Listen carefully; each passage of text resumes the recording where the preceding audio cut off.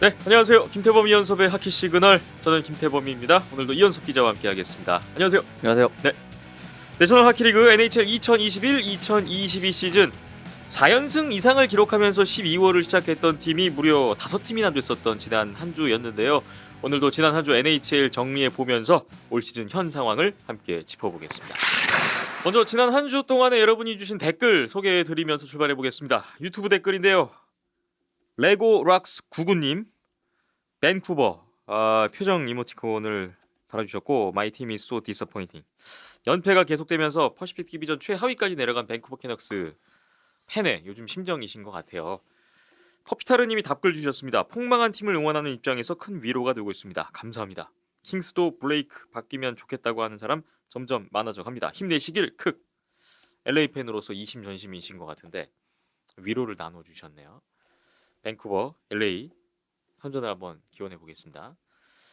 마이문나님 오셨습니다. 분명 중국은 참여시킬 거라 봅니다. 돈을 보고 NHL 선수를 보내는 거니 흥행을 시켜야 하니 참가할 겁니다. 물론 경기력은 차이는 있겠지만 하셨어요. 중국 대표팀의 2022 베이징 올림픽 참가 여부에 대해서 중국이 빠지지는 않을 것이다 라는 예상을 해주셨는데, 커피타르님도 이에 대해서 답글 주셨어요. 결국은 모두 변수네요. 1. 중국에서 올림픽이 될지, 이건 아마 거의 된다고 봐야. 2. 주요 나라들이 모두 참여할지. 새 바이러스가 난리라고는 하나 이것도 아마 거의 한다고 봐야. 3. NHL 선수들이 진짜 코어 멤버로 거의 다 참여할지, 이건 두고 봐야겠네요. 4. 3이라면 혹은 3이 아니라면 쿤룸 멤버로 얼마나 하게 될지. 3이 된다면 평창 때랑 비슷한 정도로 선전할 것 같기도 하고, 3이 안 된다면 매 경기 제법 경합을 해볼만 하겠네요 하셨습니다. 베이징 동계올림픽 아이스하키와 관련한 변수를 열거해 주셨네요. 순서대로 변수가 될 것 같고, 저희가 그 중국 대표팀 관련 댓글 답변을 좀 따로 올려드렸는데 거기에 대해서 추가적으로 두 분께서 또 답글을 주셨습니다. 참 변수가 많죠.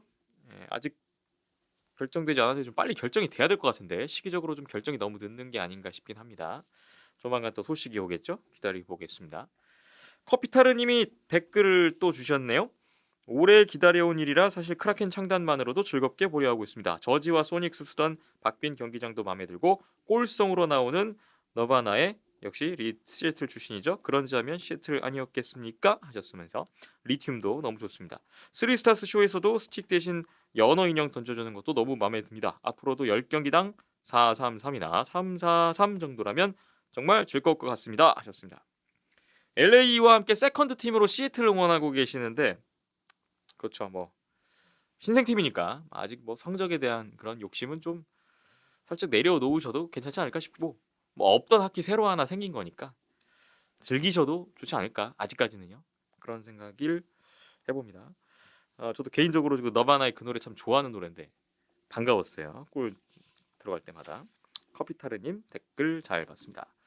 마지막으로 레이님이 댓글을 주셨는데요. 이번 주도 시그널을 통해 좋은 매치업 챙겨볼 수 있었습니다. 덕분에 한 주가 순식간에 지났네요. 피츠버그 대 에드먼턴 같은 빅매치도 재밌게 보았습니다만 아래의 경기 3경기 댓글로 뽑아봤다고 또 경기 감상평 주셨어요. 콜로라도 대 토론토. 7은 가끔 보곤 했지만 8이라는 숫자를 본 게 얼마만인지 모르겠네요. 흐흐흐. 결과를 보면 토론토가 압도했을 것 같지만 볼 때는 그렇지만서도 않았습니다. 그렇기 때문에 한 주 동안 전력으로서 골리의 차이를 가장 실감한 경기였습니다 하셨고, 시카고 대 워싱턴 경기도 보셨네요. 시카고에겐 큰 기대 안 했는데 슈타웃까지 가니까 흥미진진하더군요. 라이브로 못 본 경기를 찾아볼 땐 슈타웃까지 간 매치를 선택하는 편입니다. 슈타웃은 스케이터와 골리의 1대1 승부라는 점이 좋습니다. 결과까지도 이 경기를 더 재미있게 만들어주었네요. 왠지 결정적인 상황에서 퍽이 시카고의 골포스트에 맞는 일이 많다 싶더니 역시나 시카고 팀 측에서도 SNS의 우스갯소리로 골포스트에 도움을 받았다고 하는 게 재밌었고요. 오타와 대 캐롤라이나도 보셨습니다. 현재 가장 하위인 팀과 상위인 팀이라 궁금하셨다고. 의외의 결과라 후회 없는 선택이었습니다. 캐롤라이나가 내용면에서 특별히 뒤처지는 건 없어서 더 의외였네요. SOG 유스팅 차가 2배였는데도 2골로 꺼낸 오타와의 포르스베리 선수를 다시 보게 됐습니다. 이 경기도 골리의 차이가 있는 듯해 인상에 남으셨다고. 하지만 캐롤라이나는 요즘 괜찮게 가는 듯 하다가 지는 일이 많으니 그 밖에도 팀이 극복해야 할 고질적인 문제점이 있는 건지도 모르겠네요. 셋 모두 골리의 영향이 크지 않았나 하는 공통점이 있습니다. 아직 주말 경기 남았지만 저에게 이번 주는 골리의 한 주였습니다. 이와 관련해서 2가지 질문 주셨는데요. 경기의 흐름과 상관없이 슈다웃에서 결과가 뒤집히는 일이 많을까요? 백업 골리 중에 요즘 경기력이 가장 괜찮은 선수는 누가 있을까요? 질문을 주셨습니다. 그리고 마지막에 올림픽 관한 이야기 잘 들으셨다고 아무래도 좀 관심이 갈 수밖에 없는 주제인데 복잡한 상황 이해하는데 많은 도움이 되셨다고 했고요. 현 시점에서 들을 수 있는 최선의 답이라는 생각이 듭니다. 12회 응원하며 기다리겠습니다. 항상 감사합니다. 네, 지난주에 이어서 또 아주 정성스럽게 긴 댓글을 남겨주신 레이님이었습니다. 그 콜로라도 토론토 8대3 스코어가 났는데 역시 콜로라도가 이날 주전골리가 나오지 않았었어요. 뭐 그런 영향이 있었다는 거는 뭐 이현수 기자님도 뉴트럴존 튜브 그날 리뷰를 통해서 말씀을 주셨던 걸 제가 다 봤었고요. 네, 오타와가 캐롤라이나를 잡았다. 그런 날도 의외였죠? 인정합니다. 네, 그런 날도 있죠. 네. 네.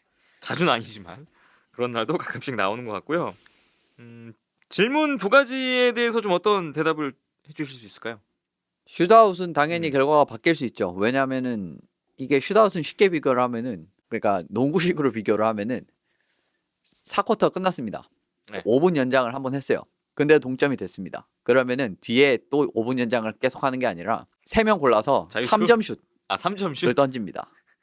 그걸로 결정하는 건 똑같은 거예요. 음. 그렇기 때문에 당연히 변수가 발생할 수 있죠. 그래서 저는 개인적으로 슛아웃 이유는 안 봅니다. 저는 슛아웃 들어가면 저는 좀 다른 견해인데, 슛아웃이 아무래도 저는 5대5 일단 기본적으로 네. 그 펼쳐지는 그러한 경기력에는 저는 전혀 그 영향을 미친다고 생각하지 않거든요. 그런 부분이 있기 때문에, 그러니까 좋은 팀을 가려내는데 진짜 슛아웃으로 가려내는 게 맞는 것인가라는 거에 대해서는 저는 노입니다. 네. 항상 일관적으로. 그래서 저는 기본적으로 오버타임까지만 보고, 최근에는 오버타임도 잘 안 볼 때가 있어요. 왜냐하면은 결과적으로 우리는 5대5에서 승리를 가져가야 됩니다. 왜냐하면 플레이오프 가보세요. 플레이오프 가면 5대5 연장 안 하지, 3대3 연장 안 하잖아요. 슛아웃 안 하잖아요. 그런데 정작 중요한 스탠리컵은 뭐에 걸려있죠? 5대5에 걸려있거든요. 그런 부분에서 저는 이 3대3이나 연장이라는 측면을 물론 보시는 분들이야 당연히 재미있지만, 그 진정한 그 팀, 옥석을 가려내는데 그렇게 좋은 시스템은 아닌 것 같아요. 제 개인적인 사견은. 그래서 저는 최근에 3대3 연장도 잘 안 봅니다. 네. 이건 그냥 제 개인적인 그거고요. 하키에도 무승부는 없다 보니까 그렇죠. 승부를 내야 되니까. 내기 위해서 뭐 한없이 연장을 할 수는 없으니, 그렇죠. 정규 시즌 동안에는 어쩔 수 없이 하는 그 체계인데, 그래도 이것도 저는 조금 개인적으로는 마음에 들지는 않는 시스템이에요. 근데 물론 그렇다고 무승부로 끝나는 것보단 낫거든요. 네. 그래도 이게 근데 가만히 이제 NHL을 좀 몇 시즌 보시면은 연장에서 많이 져가지고 탈락한 팀들이 있어요. 그러니까 이게 그 승점 계산할 때는 중요합니다. 네. 3대3 연장, 슛아웃 이기고 지느냐. 예. 근데 그게 진짜 이 팀이 약하냐 강하냐를 그 척도라고 보긴 좀 어렵거든요. 네. 왜냐하면 진짜 저는 한 골차 승부마저도 어떻게 보면 운이란 요소가 굉장히 중요한 요소가 있기 때문에, 저는 한 네. 골차 승부가 많아지는 것도 제가 자주 말씀드렸죠. 이런 부분은 좀 불안한 사인일 수가 있다. 한 점 차 승리가 너무 많고 이러면. 근데 그런 부분이랑 결국 맥이 맞닿아 있거든요.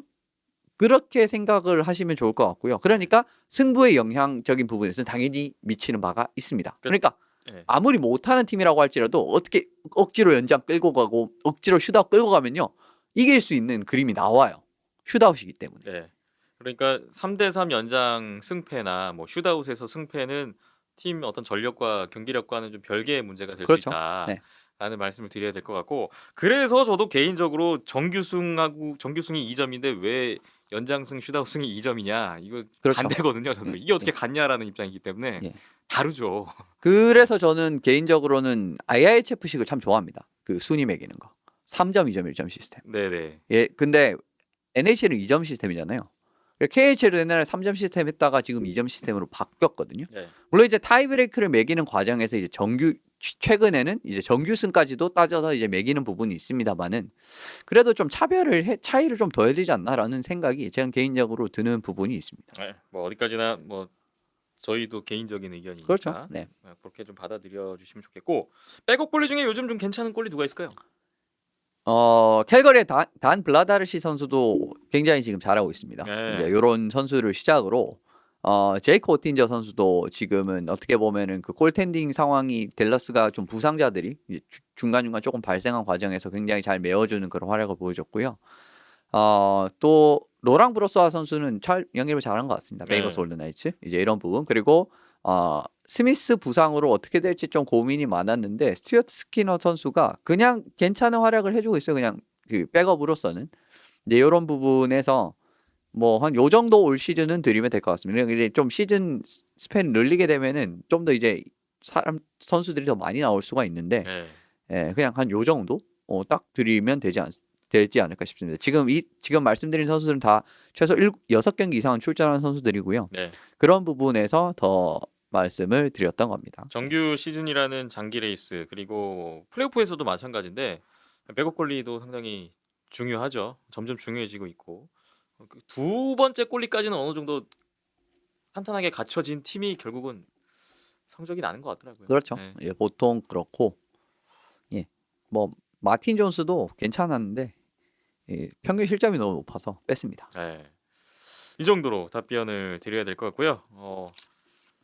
긴 댓글 경기 감상평 이렇게 남겨주신 레이님 또 감사드리겠습니다.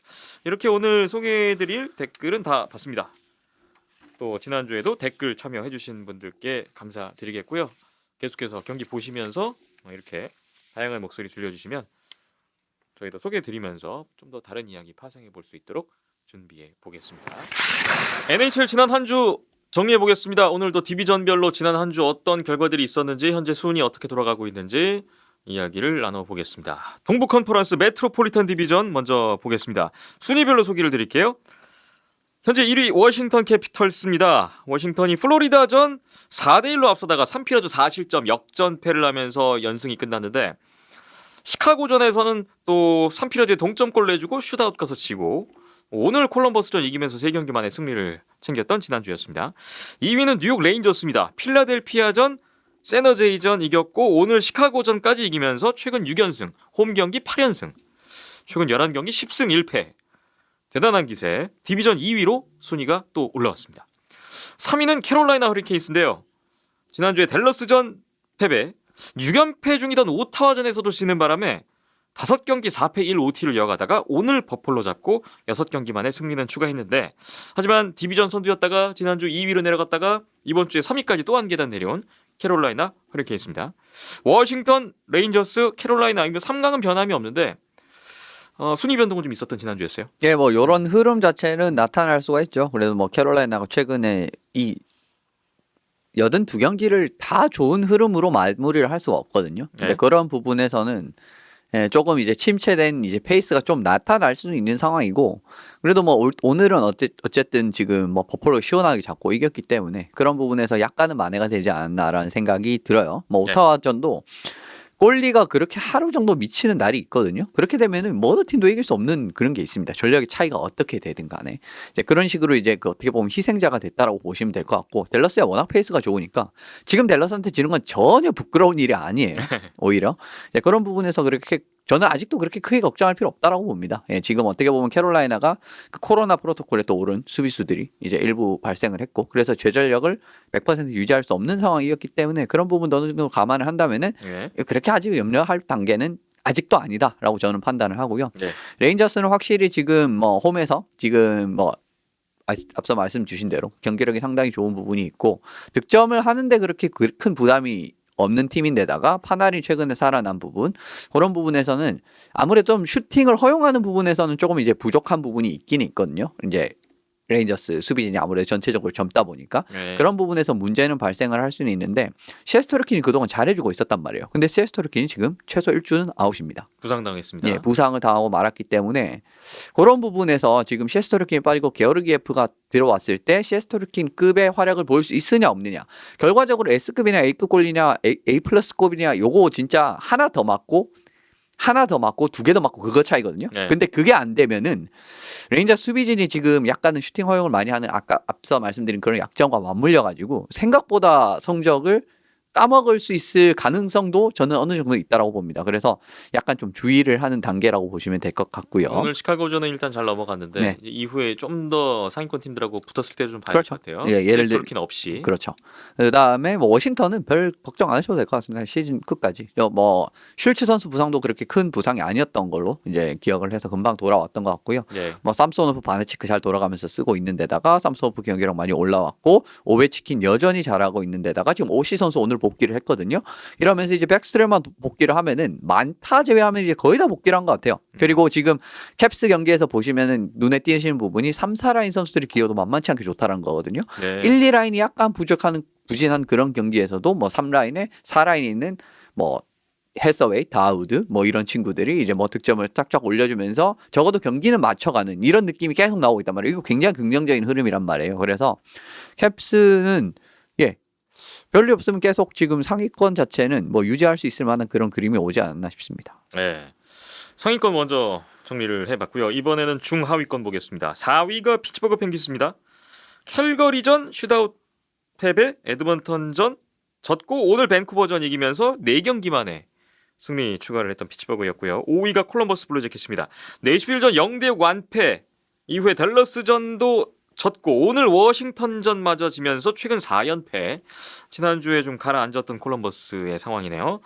6위는 뉴저지 데블스입니다. 세너제이, 미네소타, 위니펙에게 역시 모두 패하면서 3연패. 최근 10경기 2승 뉴저지고요. 7위 필라델피아 플라이어스입니다. 뉴욕 레인저스전 지면서 최근 7경기 5패 2OT. 역시 7경기 동안 지금 승리를 올리지 못하고 있는 필라델피아 상황은 계속되고 있고요. 8위 뉴욕 아일랜더스 역시 마찬가지입니다. 세너제이전 연장 패배를 했죠. 8연패 후에 9경기 만에 승점을 기록하긴 했습니다만 올 시즌에 UBS 아레나 홈 경기 5전 4패 1OT. 한 번도 못 이겼고요. 오늘 디트로이트와의 경기에서도 연장패. 최근 10경기 8패 2OT. 10경기 연속 무승. 아일랜더스가 지난주에도 승리를 챙기지 못했네요. 전체적으로 좀 중하위권이 좀 부진했던 지난주가 아니었나 싶습니다. 다 못됐습니다. 네. 그냥 뭐 잘한 팀이 없었고 이 피츠버그는 뭐 오늘 이제 밴쿠버를 잡으면서 이제 분위기 반전을 조금 하긴 했는데 캘거리랑 특히 이제 에드먼턴한테 패배하는 그런 그림 자체는 참 좋지가 못했단 말이에요. 진짜 완패였거든요. 에드먼턴 네. 같은 경우에는 그런 부분에서 아무래도 지금 물론 캐나다 서부 쪽이나 서부 원정이라는 부분에서 약간 이제 거친 부분이 있습니다만은 그래도 경기력이 너무 왔다 갔다 해요. 피츠버그는 진짜 별로 기대하지 않았던 경기 같은 경우에는 뭐 별로 어렵지 않게 예를 들면 토론토전이라든지 뭐 별로 어렵지 않게 잡아내는 그런 경기들이 있었잖아요. 근데 좀 이길 법한 경기를 이제 진다든가 이런 경기들이 지금 피츠버그 흐름이 계속 좀 반복이 되면서 꾸준하지 못한 모습이 계속 이제 드러나고 있기 때문에 이 부분에 대한 해법을 빠르게 찾아야 되지 않을까라는 생각이 들고요. 네. 콜럼버스도 이제 뭐 골리 선수들이 이제 부상자 명단, 코로나는 아닌데 이 그 부상자, 이제 짧은 부상자 이제 이런 명단에 들어가게 되면서 뭐 타라소프 선수가 이제 데뷔를 하는 등 뭐 이런 이제 부분이 있었지만은 결과적으로 뭐 승리를 거두는 데는 좀 부족합니다. 이제 전체적으로 아무래도 공격에서 여러 가지 툴 자체는 있긴 있습니다만은. 일단 수비는 조금 부족한 데다가 골텐딩까지 뭐 이제 주전골리들이 뭐 하나둘씩 빠지는 네. 이런 양상이 됐기 때문에 지금 콜럼버스는 좀 어려운 시기에 들어오지 않았나. 그래도 저는 콜럼버스 지금 전력으로 이 정도 있다라는 거는 충분히 지금 반쯤은 성공이라고 저는 생각을 합니다. 현재 이 정도 순위는 뭐 괜찮다. 이걸 기대 이상이다. 예. 라는 말씀이십니다. 그런 말씀을 드리고 싶고요. 뉴저지는 지금 수비가 전혀 안 되고 있죠. 말씀 주신 3경기에서 전부 50점 이상 하면서 그냥 무너졌습니다. 그냥 그런 부분이 있는데 전체적으로 아무리 이제 골을 이거 사실 콜로라도 이야기할 때도 제가 이 말씀을 드릴 텐데 네. 아무리 골을 넣는 능력이 있다라고 하더라도요. 골 매 경기 50점, 80점 이렇게 하면은 이길 수가 없습니다. 네. 지금 3경기에서 5실점, 80점, 5실점, 80점 그런 식으로 실점이 굉장히 많은 부분이 있는데 아무래도 수비적인 부분에서 그렇게 이제 그 탄탄한 팀이 아니죠 아직은. 솔직히 말씀을 드리면 수비진에서도 사실 그레이브스 선수 정도밖에 수비적인 역할을 제대로 수행할 수 있는 선수가 없고요. 그런 과정에서 아무래도 지금과 같은 이 좀 안 좋은 흐름. 그렇다고 아주 골텐딩이 아주 강한 팀이 아니지 않습니까? 이제 네. 물론 블랙우드라는 좋은 선수가 지금 괜찮은 활약을 보여주고는 있습니다만은 그래도 예를 들면 뭐 상위권 팀들이라든지 진짜 골리가 탄탄한 이런 팀들과 비교를 했을 때 아주 이제 특장점이 있는 골텐딩이 아니기 때문에 게다가 수비진도 좀 무너지는 그런 감이 없지 않아 있는 부분을 생각을 하시다면 뉴저지도 뭐 내려올 시점에 이제 내려오고 있다라고 생각하시면 될 것 같고요. 네. 수벤 선수 슬루프 좀 그만합시다 이제. 예.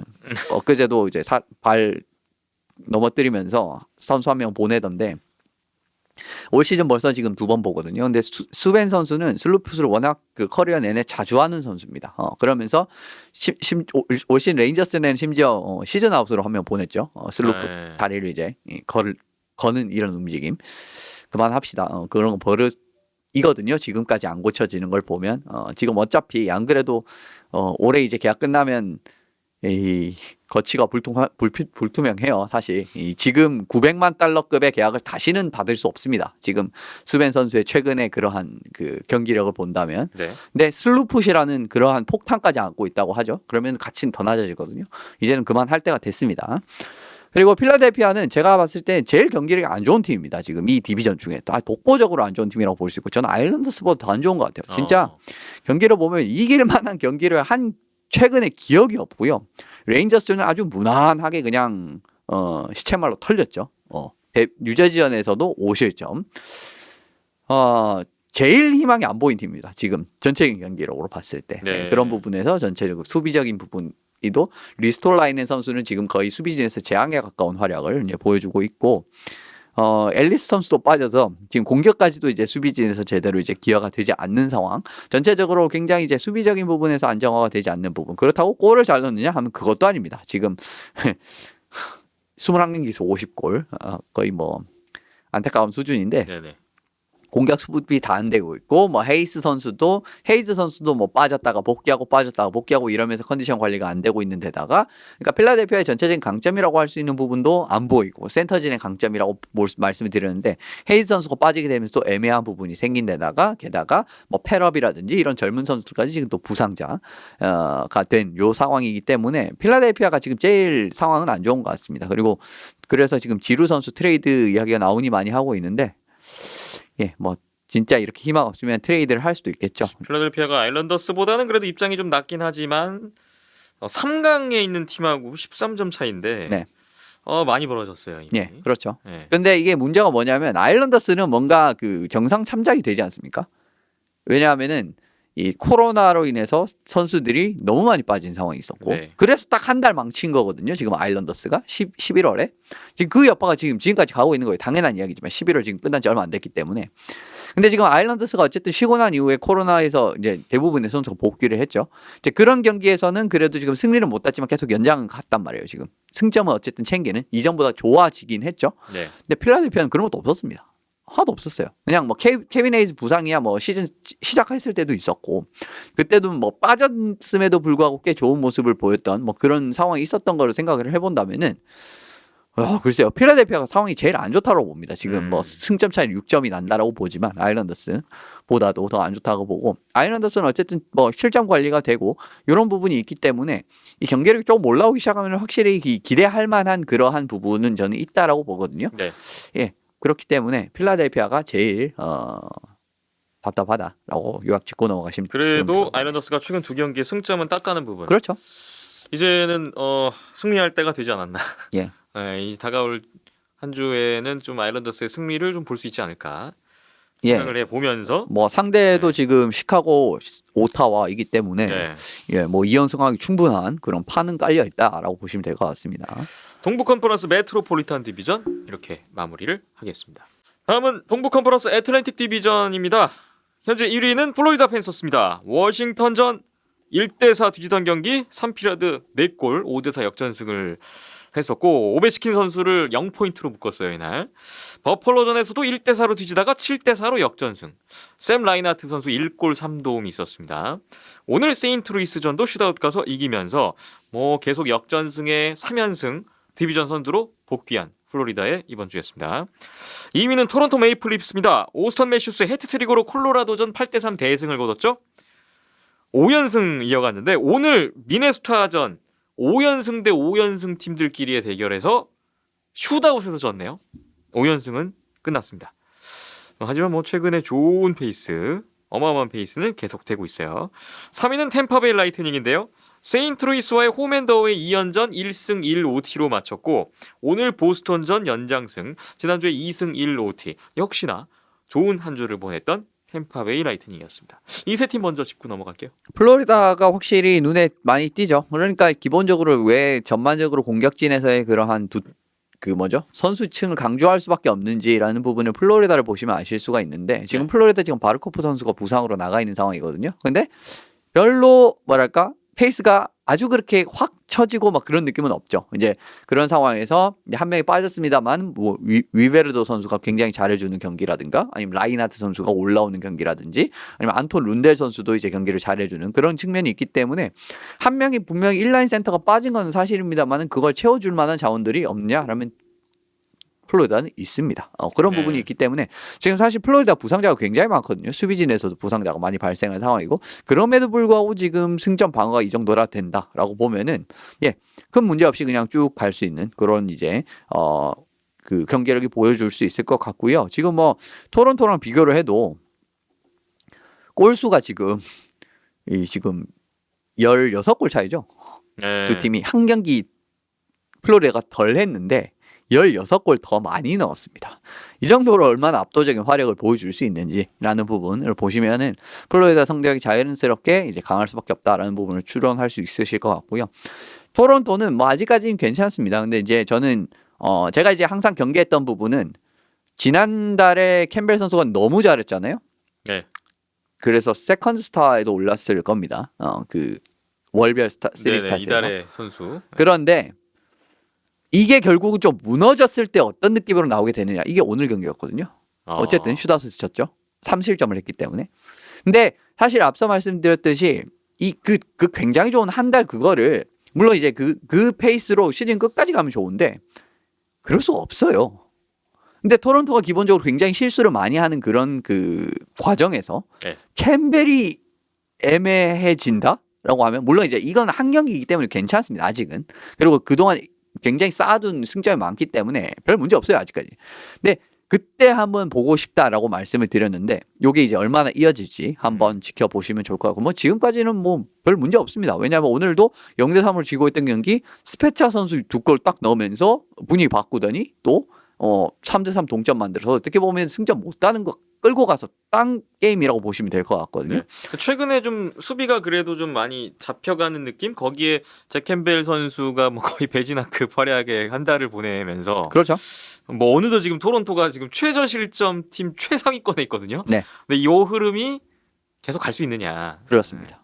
그러니까 중요한 점은 이게 캠벨이 한 달 어쨌든 쌓아둔 그런 결과잖아요. 네. 좋은 흐름을 보여서 그게 영향을 안 미쳤다라고 할 수는 없죠. 그런 과정에서 캠벨이 어느 정도 약간은 좀 부진한 시점이 찾아오게 된다면은 그때 이제 토론토의 경기력을 솔직히 말씀드리면 한번 보고 싶습니다. 어쨌든 네. 오늘도 선제골을 내줬는데 졌어요 결국은.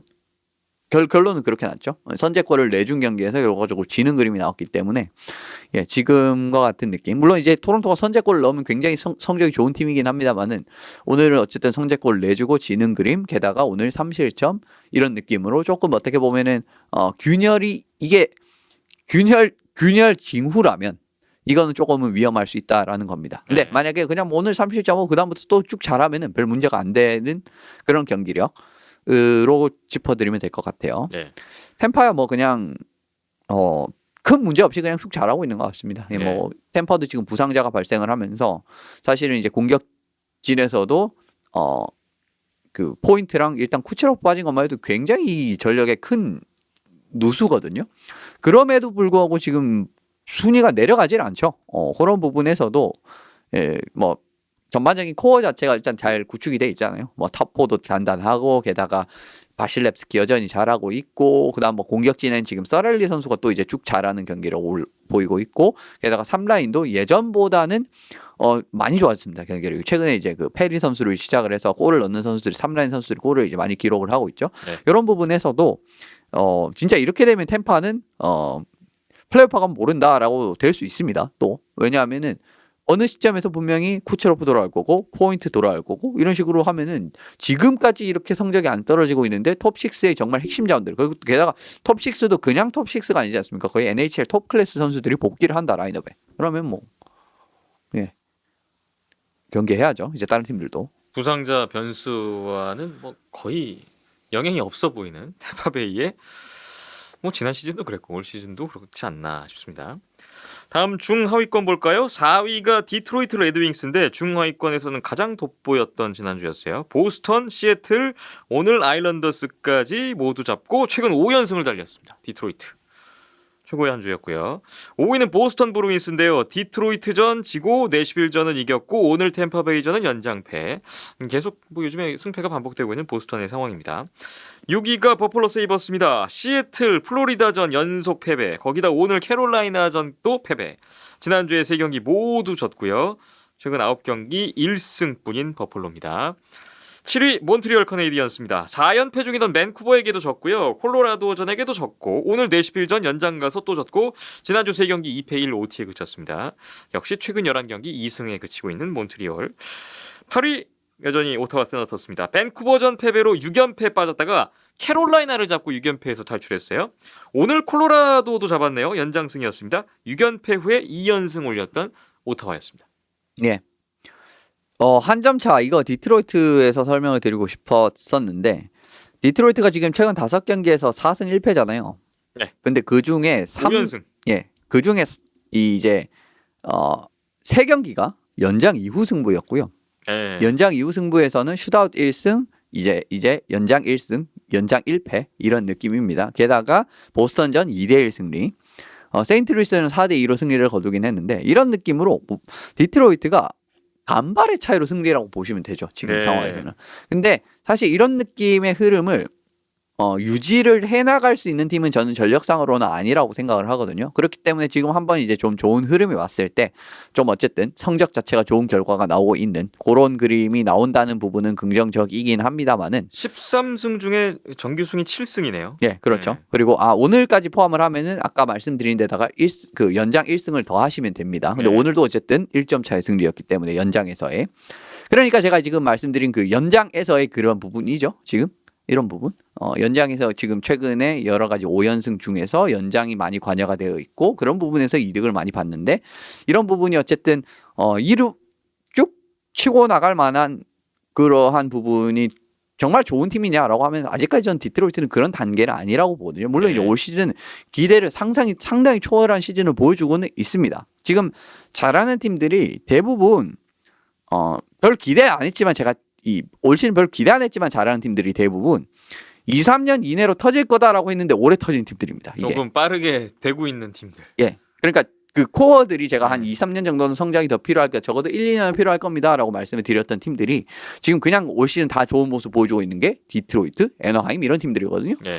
그런 부분에서 지금 디트로이트인데 근데 저는 아직까지 디트로이트는 뭔가 이런 플레이오프권이라든가 아니면 진짜 플레이오프 정말 상위권 성적을 내기에는 아직까지 전력이 다듬어진 팀은 아니라고 생각을 해요. 그래서 그 부분을 감안한다면은 조금은 불안한 이런 부분이 있다라고 보시면 될 것 같고요. 보스턴은 참 이 종잡을 수가 없는 팀입니다. 뭐 좀 괜찮은 보이는 경기가 있는가 하면은 전혀 그렇지 않은 경기들이 또 나오거든요. 보스턴의 경기들을 보다 네. 보면은 이제 그런 부분이 있고 지금 또 더블러스크 선수가 트레이드를 요청을 했느니 이런 느낌으로 어떻게 보면 팀 중심 자원으로 활약할 수 있는 친구가 또 이제 이적 요청을 하는 등 뭐 이런 느낌으로 좀 내부적으로 약간은 좀 분위기가 좋지만은 않죠. 예, 그런 부분에서 만약에 트레이드를 하게 된다면은 저는 개인적으로 수비수를 한 명 받아왔으면 하는 생각이 있습니다만은 이제 이런 부분에 대한 가치 한번은 보시면 좋을 것 같고요. 그래도 어쨌든 경기 수가 디트로이트보다 4경기가 적은 상황이기 때문에 아직까지는 뭐 괜찮습니다. 뭐 4위까지 갈 수 있어요. 가려고 하면은. 그래서 근데 지금까지 계속 이런 말씀을 드린 것 같은데 근데 보스턴이 항상 이런 느낌에서 문턱에서 뭔가 조금 더 한번 치고 달리면서 따라잡고 역전하고 이런 걸 보여드렸는데 아직까지 그런 걸 못 보여줬어요. 네. 그런 부분이 좀 불안 요소라고 말씀드릴 수 있을 것 같고 뭐 버펄로는 그냥 초반에 그 유지할 수 없는 전력입니다. 이것도 마찬가지로 그렇게 골텐딩에 그렇게 뭐랄까요 이 약한 지금 어떻게 보면 뭐 델 선수라든가 토카스키 선수라든가 이런 선수들이 나오고 있잖아요. 그런데 다 기대를 할 수가 없거든요. 어느 정도 이상의 방어율을. 물론 이제 앤더슨 선수가 잘해주는 상황이 있긴 했습니다만은 그 부분에도 지금은 좀 장기적으로 문제가 생길 수 있는 부분이 있다라고 보기 때문에 뭐 버펄로도 사실 올해를 보는 팀이 아니라서 지금 위치가 뭐 놀랍냐라고 하면 사실 놀랍지는 않은 그런 위치라고 보시면 될 것 같습니다. 뭐 네. 몬트리올 오타는 크게 말씀을 드릴 게 없는데. 전혀 부진에서 탈출하는 모습이 나오지 못하고 있네요. 뭐 사실 지금 오타 2연승 한 게 그렇게 의미 있는 게 아니거든요. 뭐 강팀 한두 번 정도 잡을 수 있죠. 네. 한 경기는 포르스베리 선방 계속하고 한 경기는 그냥 화력전에서 이긴 거잖아요. 예, 그런 부분에서의 승리는 나올 수가 있습니다. 근데 마찬가지로 장기 지속 가능성에 대해서는 저는 오타와도 부정적인 이제 이런 생각을 가지고 있고요. 뭐 몬트리올은 참 뭐 갤러거 선수도 지금 코로나 명단에 올라가게 됐고 지금 참 내부적으로 외적으로 그다음에 뭐 GM 베르주뱅 선 씨도 이제 해임이 됐고 프론트 오피스 물갈이 싹 한번 됐죠. 그 물갈이 후에 딱히 뭐가 없네요. 지금 예, 현재 똑같습니다. 뭐, 네. 왜냐면 별로 달라진 게 없거든요. 네. 듀샤는 그대로 있잖아요. 그럼 달라진 게 없는 겁니다. 분위기 전환은 전혀 되지 않아요. 그렇죠. 현재까지 그렇습니다. 왜냐하면 프론트 오피스의 분위기 전환이 된 네. 거지 이 팀의 분위기 전환이 된 게 아니잖아요. 네. 왜냐하면 팀의 선수는 그대로 있고 게다가 팀의 감독도 그대로 있고 그러니까 뭐 사실 경기력의 영향 자체는 없죠. 없는 부분이 나타나게 됐고 참 뭐 제가 실질적인 최하위 뭐 이런 이야기를 말씀드리지만 지금 몬트리올 오타보다 4경기를 더한 상황이기 때문에 실질적인 최하위는 몬트리올이라고 봐도 지금 무방한 상황이 됐습니다. 예. 자, 여기는 좀 계속 상위권, 중하위권 계속 갈리는 분위기 여전했습니다. 동부 컨퍼런스 애틀랜틱 디비전 정리해봤습니다. 다음 서부 컨퍼런스로 넘어가 봅니다. 센트럴 디비전인데요. 1위 미네소타 와일드입니다. 지난주에 애리조나전, 뉴저지전 승리했고 오늘 5연승을 달리던 토론토를 맞아서 슈트아웃 승리.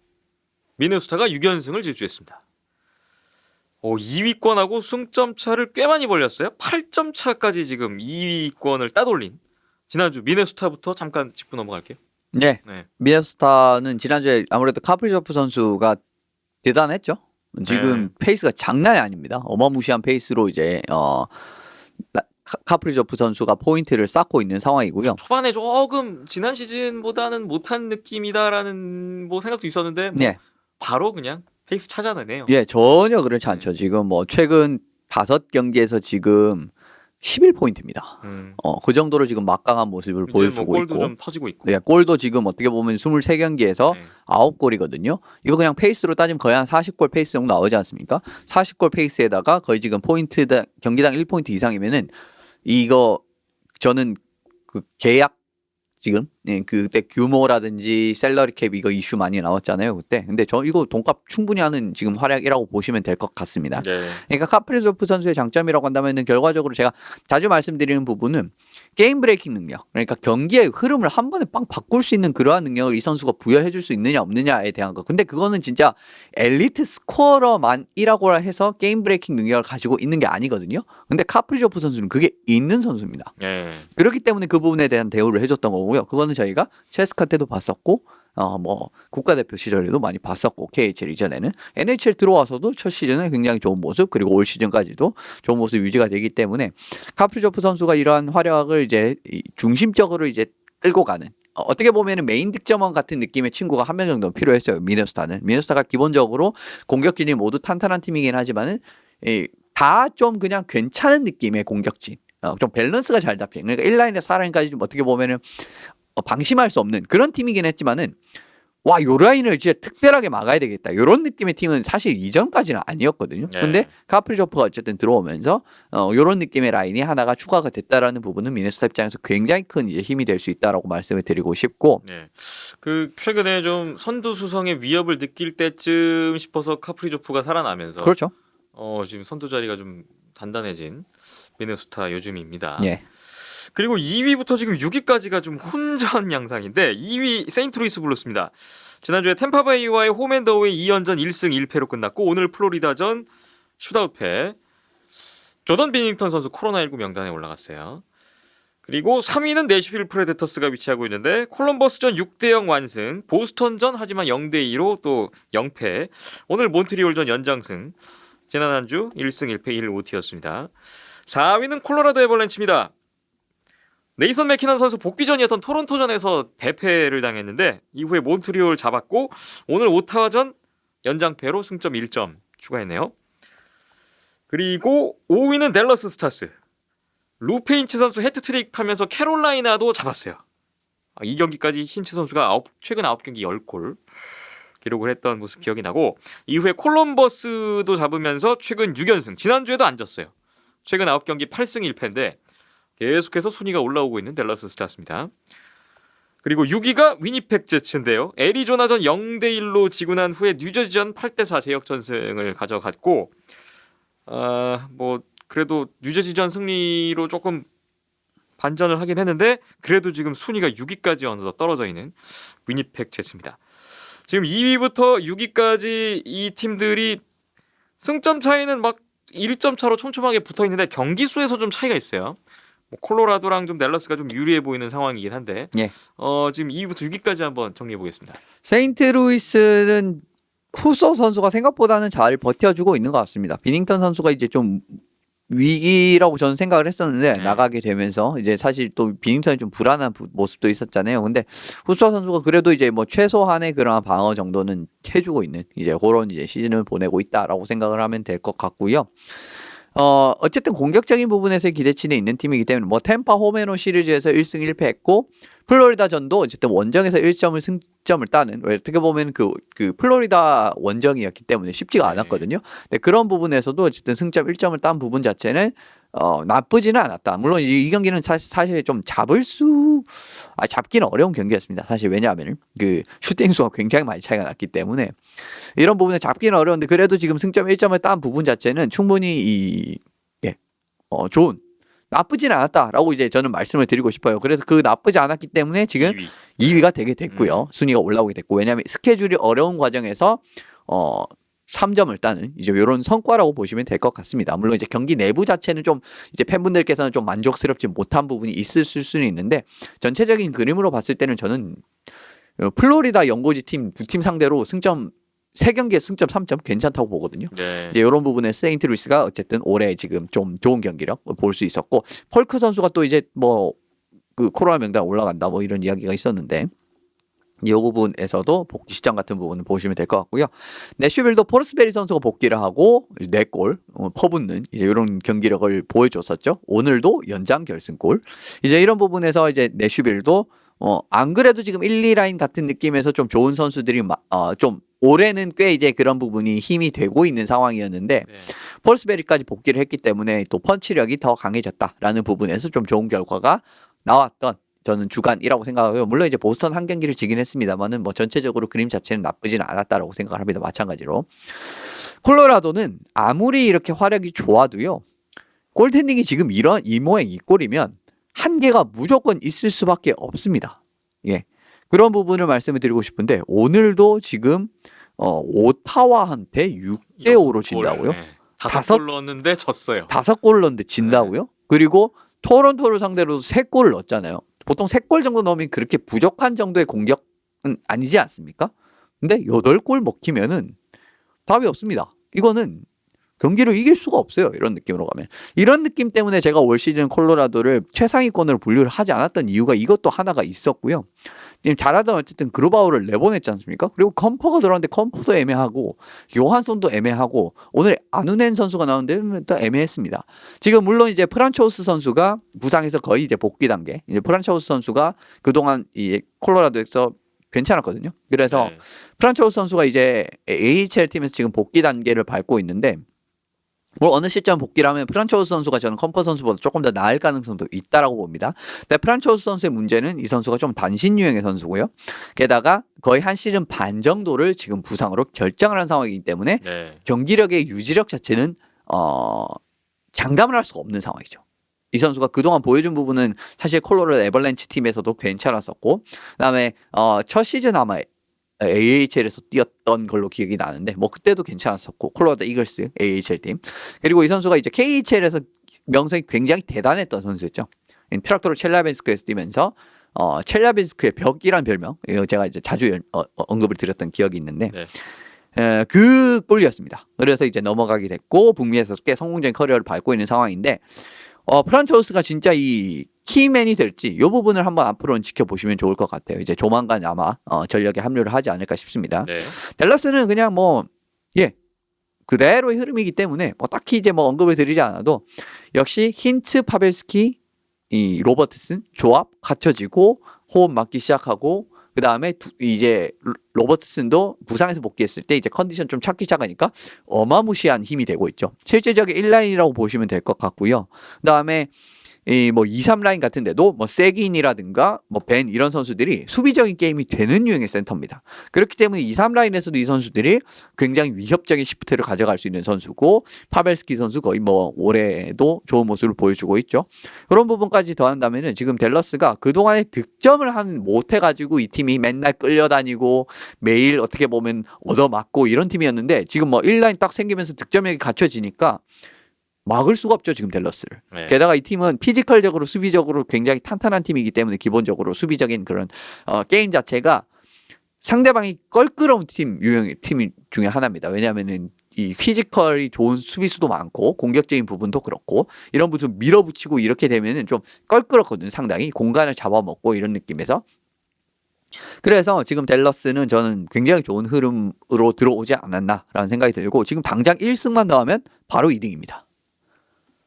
승점 1점 차인데 경기가 3경기나 더 그렇죠. 했어요. 3경기 덜 했기 때문에 만약에 댈러스가 다음 경기 그냥 2점만 챙기잖아요. 바로 2위까지 올라갑니다.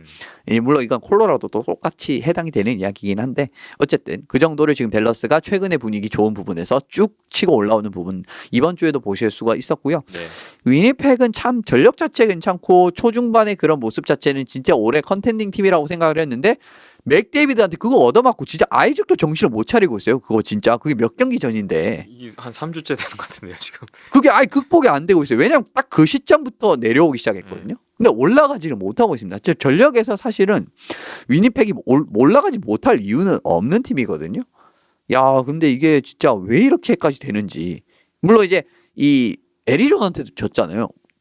2경기 전에는 이런 느낌에서 분위기가 굉장히 좋지 않다라고 볼 수 있을 것 같고 그래도 지금 뭐 뉴저지를 8대4로 아주 대승을 거두면서 간만에 좋은 모습을 보이는데 다음 상대가 토론토, 캐롤라이나 쉽지 않거든요. 네. 그래서 진짜 분위기 반전을 하려면 저는 이 2경기를 에서 최소 3점은 따야 뭔가 분위기 반전 이 계기를 마련할 수 있을 부분이라고 봅니다. 네. 그래도 지금 어쨌든 초중반에 쌓아놓은 승점이 많기 때문에 순위적으로 손해보는 부분은 6위임에도 불구하고 아직까지는 없다라고 봐야 돼요. 그런데 조금 더 이어지게 되면은 슬슬 차이 나기 시작하면은 왜냐하면 댈러스 콜로라도는 어쨌든 콜로라도 최근 2경기 최근 몇 경기 골텐딩 부진하기 시작하긴 했지만 화력이 일단 살아난 측면 그리고 댈러스는 전반적인 경기력이 살아났기 때문에 이거 슬슬 벌어지는 상황이 나올 수가 있거든요. 승점이 이렇게 되면 또 위니펙이 장담 못한 상황이 나오기 때문에 지금 2경기 다음 2경기가 굉장히 어려운 일정이지만 적어도 저는 3점은 따야 뭔가 좀 분위기 반전의 계기를 마련할 수 있다라고 생각합니다. 네. 2위부터 6위까지 이 팀들이 뭐 한 경기 이기면 2위가 되고 한 경기 지면 6위가 될 수 있는 이런 혼전 상황인데 한 주 지나고 2위부터 6위까지 어떻게 바뀌어 있을지 또 궁금해지네요. 마지막 두 팀 볼까요? 7위 시카고 블랙호크스인데 워싱턴 상대로 3피리어드 동점 만들고 슛아웃 가서 이긴 거는 좋았어요. 하지만 오늘 뭐 기세가 좋은 레인저스를 상대로는 역부족이었네요. 패배가 됐고 최근 3승 4패의 흐름이 되고 있습니다. 8위 애리조나 카이어츠는 미네소타 베이거스전 2경기 있었는데 2경기에서 승점을 올리지 못했던 지난주였습니다. 예, 시카고는 뭐 아직까지 뭔가 부활의 단계를 논할 단계는 아닌 것 같고요. 뭐 이번 주도 어떻게 보면은 그 워싱턴 좀 운이 좋았고 그런 부분이 있었죠. 그래서 물론 이거 따라잡아서 승점 만든 부분 자체는 당연히 인정을 해줘야 되지만 지금 전반적으로 좀 운이 많이 따르는 좀 그런 케이스도 있었다라고 보는 경기이기 때문에 네. 고지고대로 이것도 이제 어떻게 보면 경기력이 그냥 쑥 좋아졌다라고 보기에는 좀 애매하다라고 말씀을 드리고 싶고요. 그래도 어쨌든 지금 시카고가 이전보다는 좋아지긴 했는데 좋아졌다라고 한들 위니펙이랑 지금 8점 차입니다.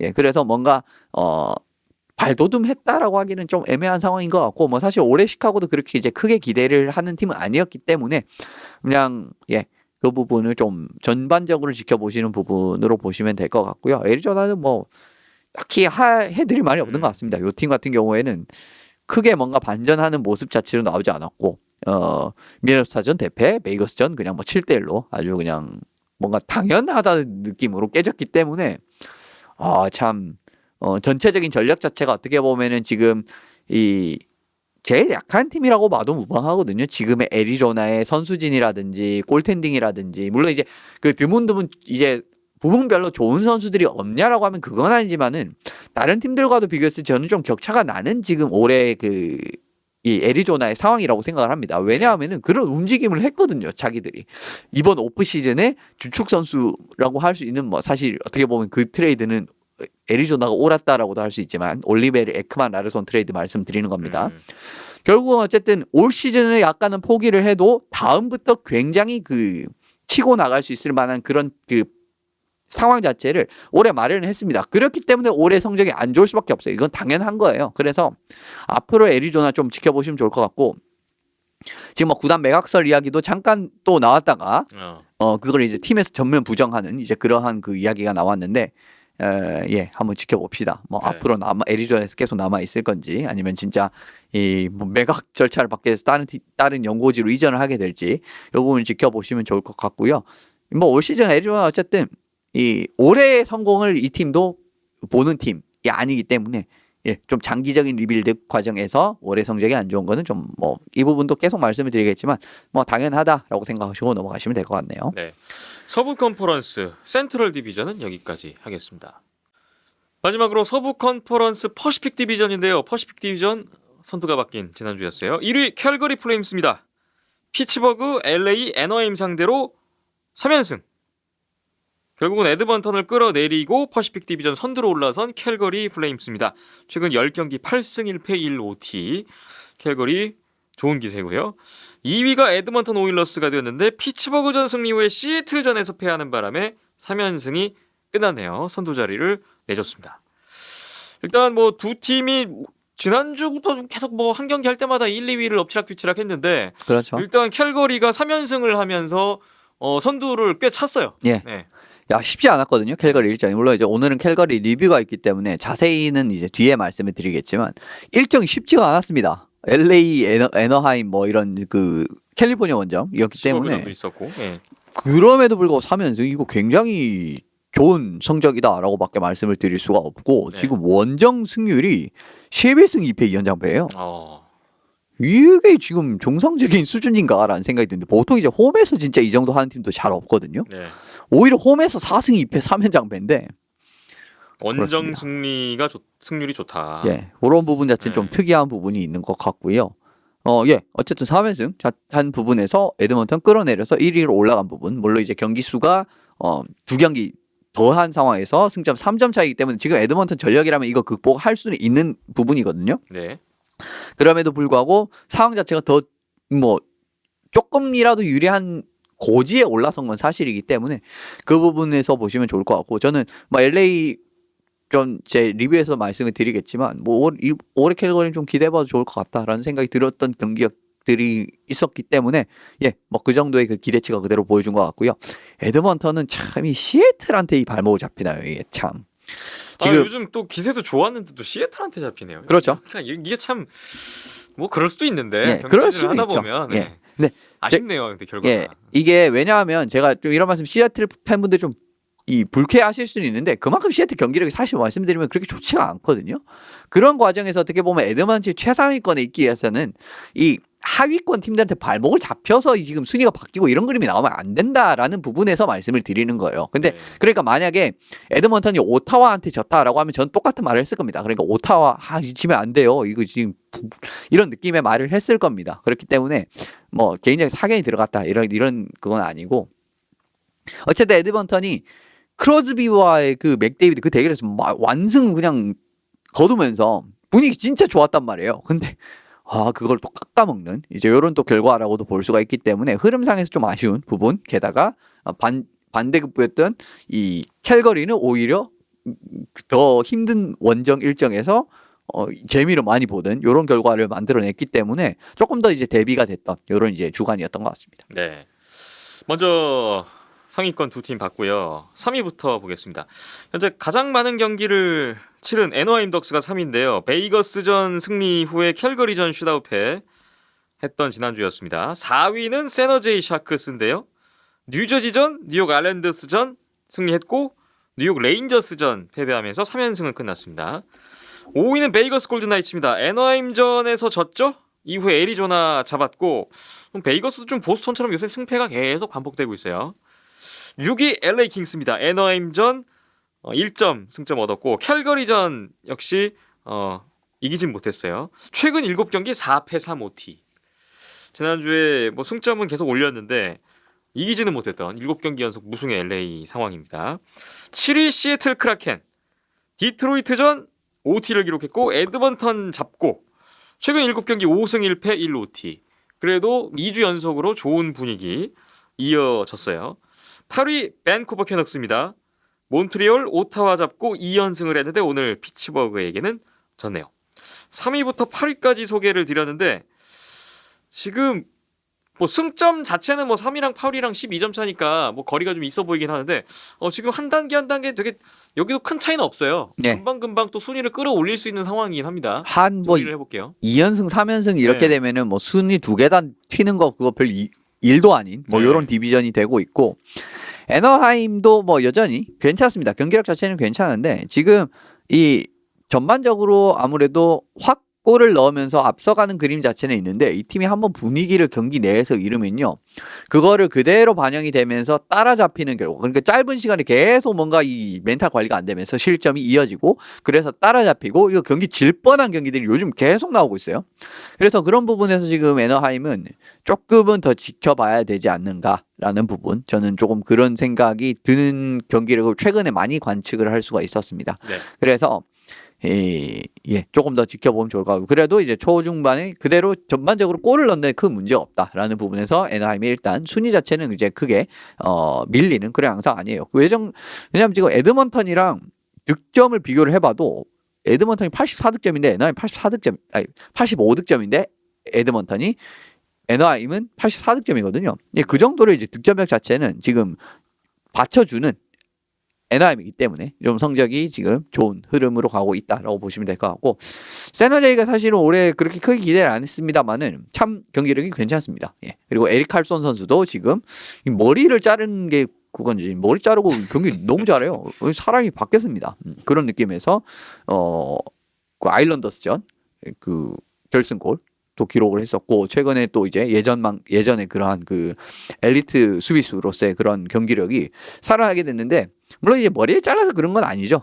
그런 부분에서 어떻게 보면은 그 좀 주축 선수들 응당 잘해야 되는 선수들의 경기력이 사실 칼손 선수가 세너제에 들어오면서 매번 부상당하고 이 부상 안 당하고 잘하나 싶더니 또 중간에 부상당하고 그럼 물론 이제 그 부상을 고려해도 잘 하기는 했습니다만 지난 시즌 제외하면 근데 뭐 올 시즌도 지금 이런 느낌으로 경기력 회복이 되고 지금 18경기에서 13포인트에다가 뭐 경기당 거의 한 뭐 4분 22분 올해는 조금 출장 시간이 조정이 되네요. 이런 느낌으로 띄워주면서 뭐 탑4 일부로서 좋은 활약을 펼쳐주게 된다면은 뭐 세너제이도 지금 아직까지 충분히 뭐 플레이오프권을 노릴 수 있는 그림 자체는 되고 있지 않나라는 부분. 물론 저는 갈 수 있을 가능성은 크지 않다라고 생각을 합니다만은 이제 그런 부분을 말씀을 드리고 싶고요.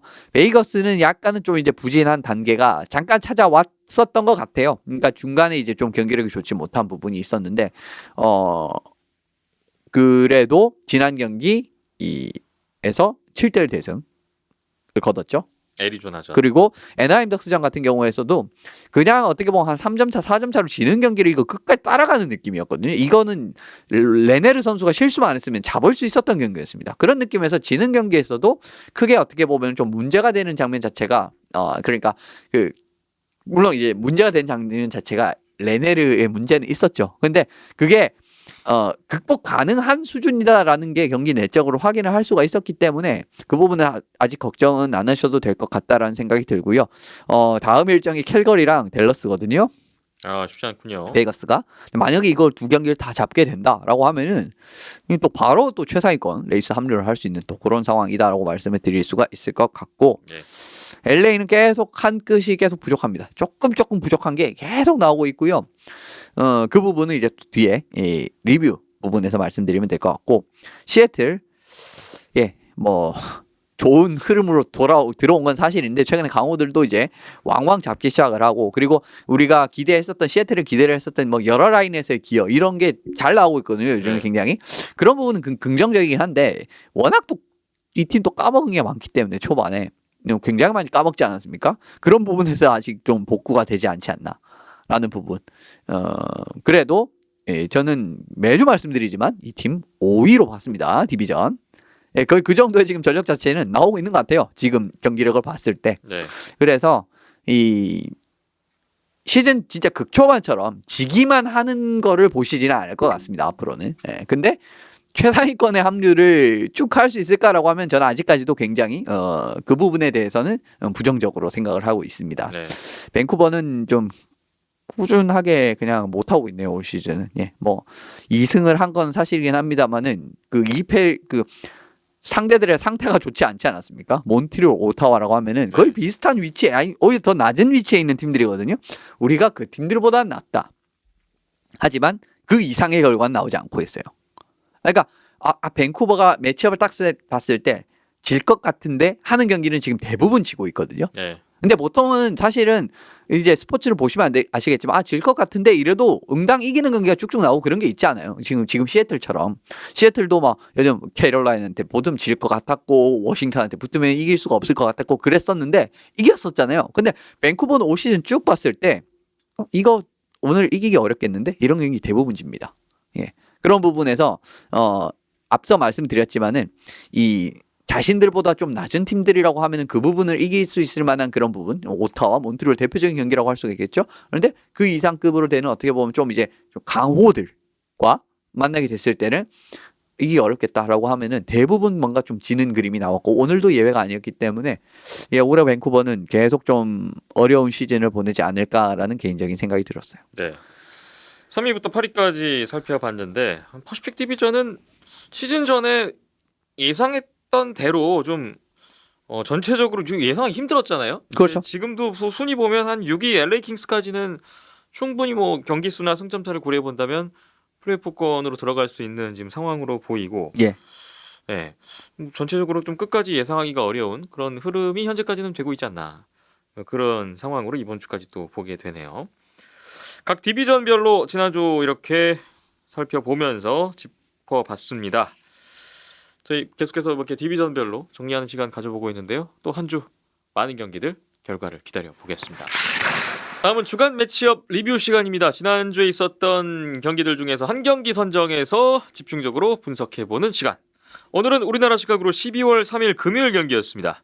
캘거리 플레임스 대 LA 킹스의 대결 LA 스테이플스 센터에서 치러졌던 경기였는데 지난주에 저희가 주간 매치 프리뷰 때 소개도 해드렸던 그 경기였습니다.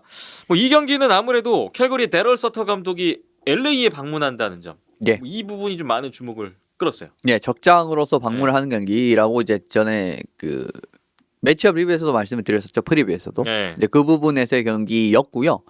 전반적으로 경기력 자체도 꽤 괜찮았었고 뭐 이런 스토리 라인에다가 또 이제 서터 감독 이제 그 경기 나오면서 그 비디오 틀어주더라고요. 네. 만들어가지고 그 LA 쪽에서 이제 그런 어. 부분에서 역시 뭐 두 번의 우승을 이끌었던 감독이기 때문에 당연히 이제 이렇게 좀 기리는 이제 그 감독을 어떻게 보면 그런 부분 시간 자체를 의미 있는 시간 자체도 나왔었고 예, 뭐 경기 자체도 괜찮았었고 예, 꽤 좋았던 경기라서 선정을 해봤습니다. 2016, 2017 시즌까지 6시즌 동안 LA 감독하면서 우승 2번을 일궈냈었던 데럴 서터 감독이 캘거리 감독 부임 후에 처음으로 이제 LA를 방문하는 그런 경기였고요. 캘거리가 이 경기 전까지 뭐 계속 8경기에서 6승 1패 1OT니까 좋았고요. 반면에 LA가 이 경기 전까지 6경기 동안 승리를 거두지 못하고 있는 양 팀의 좀 약간 상반된 분위기 속에서 경기를 가졌습니다. 경기 결과 정리해 보겠습니다. 1피리어드 초반에 LA의 엘릭스 아이어폴러 선수의 티빈 선제골이 먼저 나왔는데 캘거리가 1피리어드 중반 이후에 안드레 맨저페니와 밀란 루치치 선수의 연속 파워플레이 골로 바로 역전을 해요. 2피리어드 초반에 캘거리가 매슈 카척 선수의 추가골 3대1로 달아났는데요. LA가 2피리어드 후반에 알렉산드르 에들레르 선수의 골로 추격을 합니다. 이후에 3피리어드에 양팀 모두 득점이 이루어지지 않았고 2피리어드 종료 때 스코어가 그대로 유지되면서 끝났습니다. 최종 스코어 3대2 캘거리의 승리였습니다. 42대 32 유효 슈팅 추에서는 LA가 앞섰고요. 캘거리는 야콥 마르크 스트램 선수가 40세이브 2실점 승리, 좋은 활약이었고 LA는 칼 피터슨 선수가 29세이브 3실점을 기록해내요. 캘거리의 맨저페니 선수가 시즌 16호 골 포함해서 1골 1도움했고 LA는 수비수인 알렉산드르 에들레르 선수가 역시 1골 1도움을 올렸던 경기였습니다. 캘거리가 이날 이기는 바람에 퍼시픽 디비전 선두로 올라설 수 있었고요. LA가 이날도 지면서 7경기 연속 무승이 이어졌었던 결과였습니다.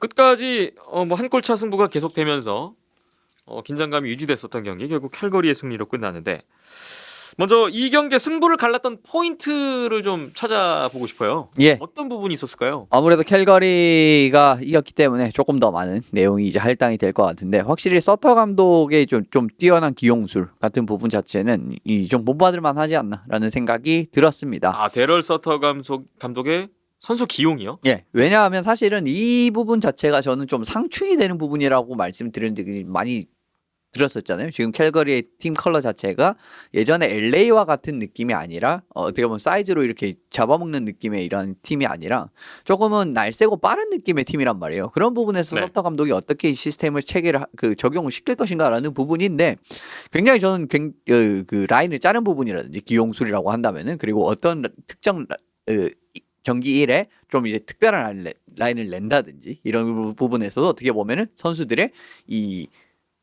그 사기 고향적인 측면 같은 부분도 이제 전체적으로 이제 말씀을 드리게 되는 겁니다. 네. 공격진 라인부터 설명드리면 센터진의 린드홀름, 바클룬드, 모너헨 이 세 명의 센터가 모두 이제 공수 양면에서 기대를 할 수 있는 자원이에요. 그래서 요 세 명의 선수들을 1, 2, 3라인 센터로 놓고 스피드가 좋은 윙어 구드로, 만자페니 2배 이렇게 1, 2, 3라인 넣으면서 같은 느낌으로 그 센터진 그 다음에 윙어진 득점형 윙어 한 명을 넣고 그 다음에 피지컬 플레이에 강점이 있는 카처, 콜먼, 피트릭 이렇게 딱딱딱 넣으면서 굉장히 유사한 느낌의 세 개의 라인이 돌아가는 부분. 네. 이런 부분에서 서터 감독 이전에 제가 좋았다라는 부분. 어떻게 보면은 이런 느낌으로 캘거리가 좀 비슷한 느낌의 컬러의 라인, 비슷하게 먹힐 수 있는 라인이 여러 라인이 나올 수 있다라는 부분. 이 부분은 그냥 그대로 장점이 유지가 되고 있거든요. 콜먼 선수가 사실 피지컬적인 부분은 좋지 않지만 그 이제 신체적인 사이즈가 그렇게 좋지 않지만 피지컬 플레이를 못한 유형의 선수는 아니에요. 근데 그런 부분을 감안을 해더라도 좀 전체적인 라인 조합 자체, 그러니까 이전에 좋았던 팀 의 어떻게 보면 그러한 장점이 그대로 유지가 되는 측면에다가 수비 조합이 굉장히 색깔 있고 좋은 조합이 만들어졌는데 1라인에 퍽 운반이랑 공수 양면에서 좋은 기여를 할 수 있는 헤너핀, 안데르손 둘 다 똑같습니다. 그러니까 두 명의 이러한 1라인으로 구성이 되고 네. 2라인에는 공격적인 능력의 강점이 있는 슐링톤 그리고 수비적인 능력의 강점이 있는 테너브 이렇게 2라인 묶었고요. 3라인에는 장신 피지컬 수비수 2명 딱딱 자도로프, 구두브랜슨 조합을 하면서 다양한 상황에서도 다양하게 대응이 가능할 만한 수비 조합이 하나씩 있습니다. 그런 부분 자체도 저는 굉장히 이제 좋았다. 용병술적인 측면, 기용술적인 측면에서 굉장히 긍정적이라는 부분, 라인을 짜는 부분에 있었고요. 제가 전에 말씀을 드린 부분은 이전 소속팀을 만나게 되면 아무래도 조금은 더 이제 잘해봐야겠다. 그런 부분이 생길 수 있다라는 부분은 선수들 입장에서요. 그렇죠. 네. 예전에 헥스톨 감독을 이제 지적을 하면서 그 부분을 말씀드렸잖아요. 네. 이번 경기 오프닝 시프트에 나왔던 세 명의 선수들은 루치치, 리처드슨, 루이스입니다. 세 명의 공통점은 모두 LA에서 뛰었던 선수들이거든요. 이런 느낌에서 상황적으로도 이렇게 딱 맞춰서 기용을 하는 느낌. 그리고 이 선수들이 경기도 그렇게 못하지 않았어요. 네. 근데 전체적으로 못하지 않았고 물론 루치치 선수의 골 같은 경우에는 파워플레이에서 나왔기 때문에 4라인에서 나왔긴 하지만 결론적으로 4라인에서 골이 나왔다라고 보기는 어려운 부분이 있는데 그래도 4라인의 전체적인 경기로 피지컬로 잡아먹는다든지 그 다음에 전반적으로 이제 이 선수들의 움직임이라든지 나쁘지 않았습니다. 그래서 실제로 그 다음 경기에서는 요 라인을 깼어요. 다른 느낌의 라인업으로 나왔습니다. 그 다음 경기라고 하면 NIM전이었는데 이날만 그렇죠. 이 과거에 본인이 LA 감독 시절에 데리고 있었던 이세 선수를 묶어서 예. 오프닝 시프트에 내면서 그렇죠. 뭔가 의미 부여를 해주는. 예.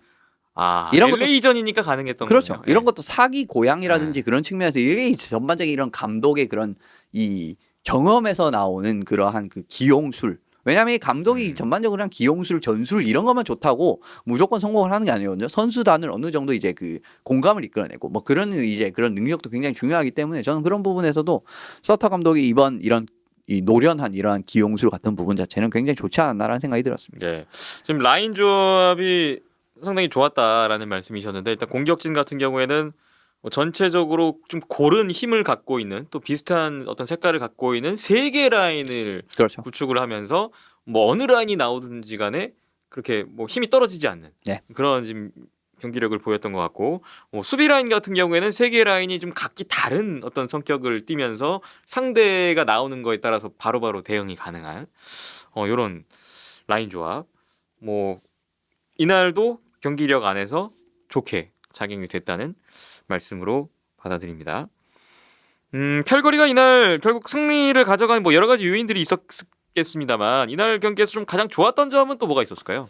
상대방이 지역에 들어가면 지체가 없습니다. 망설이는 게 없어요. 보통 이제 좀 애매한 팀들을 보시면은 상대방이 지역에 들어간다든지 이런 점으로 공격 지역을 잡았음에도 불구하고 애매한 판단을 하고 이러면서 뭔가 슈팅 라인을 제대로 만들지 못한다든가 그다음에 공격을 좀 무위로 날린다든가 그런 케이스가 굉장히 많거든요. 좀 애매한 팀으로 가면 순위가 내려가면 내려갈수록 그런 경향을 굉장히 많이 발생할 수 있는데 이 올해 캘거리는요 상대방이 지역에 들어가면 지체하는 플레이가 전혀 없습니다. 왜냐하면은 기본적으로 퍽을 가지고 있는 시간 늘려가지고 뭔가 이제 이렇게 이것저것 만드는 물론 그런 시도가 아예 없었다는 건 아니에요. 그러니까 전반적인 공격을 끌고 나가는 부분에 있어서 퍽을 가지고 뭔가 만드는 시간 그러니까 이 선수 한 명이 퍽을 오래 소유를 하면서 뭔가 이 부분에서 만들어가는 이제 그런 부분에 팀 컬러를 가진 팀들도 있거든요. 근데 그렇다기보다는 빠르게 패스 그냥 가지면 퍽 가지고 있는 시간을 줄이면서 빠르게 패스를 들어가고 직선적인 플레이로 그냥 지역 진입 쉽게 했다 싶으면 그냥 바로 슛을 갖다 붙이는 이제 그런 느낌의 선택을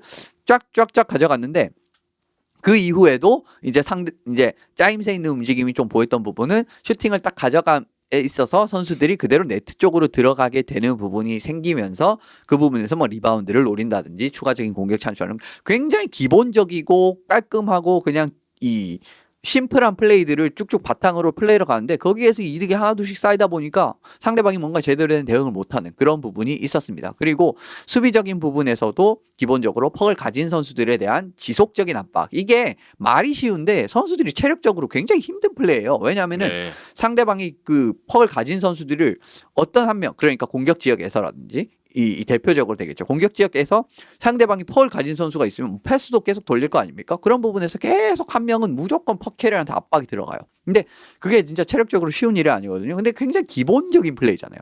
근데 이런 기본적인 플레이라든지 지체하는 플레이 이런 것도 마찬가지고 거기에서 이득을 계속 보다 보니까 지금 캘거리가 좋은 양상으로밖에 갈 수가 없다라고 이제 말씀을 드리는 부분이고 이런 간결간결하고 기본적인 플레이에서 재미를 많이 봤기 때문에 이번 경기는 어떻게 보면 또 승리를 할 수 있었던 원인이지 않나. 그리고 그 서터 감독에서 이제 좀 바뀐 어떻게 보면 그런 부분이지 않나라는 생각이 들었습니다. 말씀을 듣다 보니까 굉장히 뭐 지체 없고 망설임이 없다. 되게 기본적인 게 잘 돌아간다. 그렇죠. 라는 말씀을 듣다 보니 저는 좀 그런 생각이 드는데 이만큼 캘거리가 현재 그러니까 올 시즌 훈련이 잘 돼 있고 준비가 잘 되어 있기 때문에 이런 게 경기에서 나오고 있지 않은가. 네. 뭐 그런 생각을 좀 해보게 되네요. 네. 굉장히 어떻게 보면 진짜 기본적인 이러한 플레이 어떻게 보면 응당해야 되는 플레이 응당 제대로 펼쳐져야 되는 플레이 이런 부분 앞서 말씀드린 그냥 뭐 간결하게 슛을 딱 붙인 이후에도 다른 선수들이 그냥 네트로 쇄도를 하면서 그 리바운드를 가져가려고 하는 플레이라든지 그런적인 부분에서의 플레이가 잘 되고 있기 때문에 이런 뭐 팀을 잘 짰다라고 봐야겠죠. 이 상황에서 선수들이 내가 어떻게 움직여야 되는지 바로바로 알고 있다는 그렇죠. 거잖아요. 즉각즉각으로 그런 부분에 대한 그 움직임이 한 박자 늦고 이러면서 안 되고 이런 게 아니라 그냥 째깍째깍 소행이 되면서 이득을 많이 보는 그림 자체가 나오고 있기 때문에 그런 부분이 좀 긍정적이라고 저는 봤습니다. 네. 캘거리 쪽에서 승인으로 자격됐던 부분들 먼저 한번 봤습니다. 근데 이 경기는 사실 LA로서도 충분히 이길 수 있는 경기로 보였는데요. 예. 못하지는 않았습니다. 사실 이제 그 에들레르 선수의 2피리어드 골이 나오게 되면서 한 점 차까지 따라붙게 됐고 이거 어떻게 되면 이라는 생각이 안 들지는 않았거든요. 그런데 뭐 전체적인 흐름으로 봐도 캘거리에 비해서 뭐 슈팅 수가 한 번도 뒤진 적이 없었어요. 1피리어드, 3피리어드까지. 네. 그 정도로 아주 그렇게 무난하게 어떻게 보면 좀 경기를 장악을 하는 그런 그림까지도 했고 이 한 점 차로 따라붙는 좀 접전 양상까지는 갔는데 결과적으로 그런 부분에서 좀 좋은 결과가 나오지는 못했고요. 퍽을 가진 선수한테 아까 압박 적극적으로 들어오는 부분 말씀을 드렸죠. 거기에 대한 대응이 좀 미진했습니다. 왜냐하면은 그 부분에 대해서 좀 압박을 피하기 급급했어요. 상대방이 지역에 들어간 이후에는. 그래서 퍽을 계속 돌리다 보니까 그런 부분에 좀 부정확한 플레이가 나오고 퍽을 가진 선수가 뭔가 플레이를 하려고 하면 그대로 압박이 들어가 버리니까 그 부분에서 원하는 플레이가 이루어지지 않고 이렇게 좀 빠르게 패스를 이어가면서 그 마크를 좀 떨치려는 뭔가 시도 그러니까 원터치 패스라든지 좀 정교하고 간결한 패스 근데 그런 플레이를 할 수 있는 팀은 아니거든요. LA가. 이런 부분에서 좀 약점이 드러나지 않았나라는 생각이 들었고요. 네. LA가 계속 약간 부족하다라고 제가 말씀을 드렸는데 이 부분은 올 시즌 한 골 차이로 끝난 정규 시간에서 끝난 한 골 차 경기에서 1승 5패입니다. 한 골차 승부에 약하다. 네. 그리고 대부분 이긴 경기들이 그때 7연승 한 적이 있었잖아요. 네. 거의 다 연장승, 슛아웃, 네네. 한 점 차 승리였어요.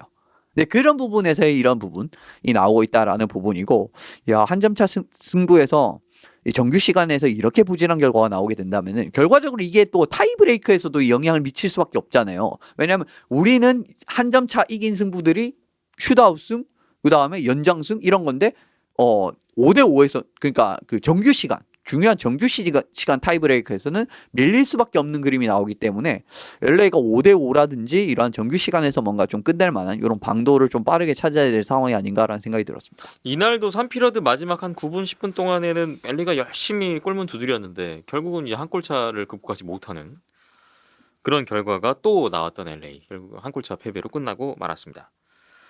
이로써 올 시즌 양 팀의 첫 대결에서는 캘거리가 승리를 가져갔는데요.